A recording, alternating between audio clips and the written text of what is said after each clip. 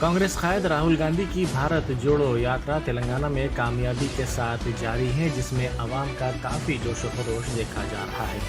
महबूबनगर जिले में भारत जोड़ो यात्रा का आज 5वां दिन है। राहुल गांधी ने जडचल्ला से यात्रा शुरू की। आज यात्रा के मौके पर राहुल गांधी ने सदर तेलंगाना प्रदेश कांग्रेस कमेटी रेवंत रेड्डी के साथ दौड़ लगाई। इस दौड़ में वो एक दूसरे के साथ मुसाबिकत करते हुए नजर आए, लेकिन राहुल गांधी इस दौड़ में अव्वल आए। इस दौड़ की वीडियो सोशल मीडिया के मुख्तलिफ प्लेटफॉर्म्स पर तेज़ी के साथ वायरल हो गई, जिसमें कांग्रेस कारकुनों और इस यात्रा में हिस्सा लेने वालों का काफ़ी जोश व खरोश देखा जा रहा है। इन वीडियोस पर काफ़ी बेहतर अवामी रद्द-ए-अमल भी सामने आ रहा है।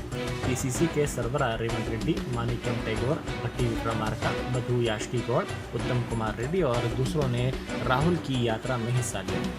भारत जोड़ो यात्रा आज महबूबनगर जिले से रंगारेड्डी जिले में दाखिल हो रही है।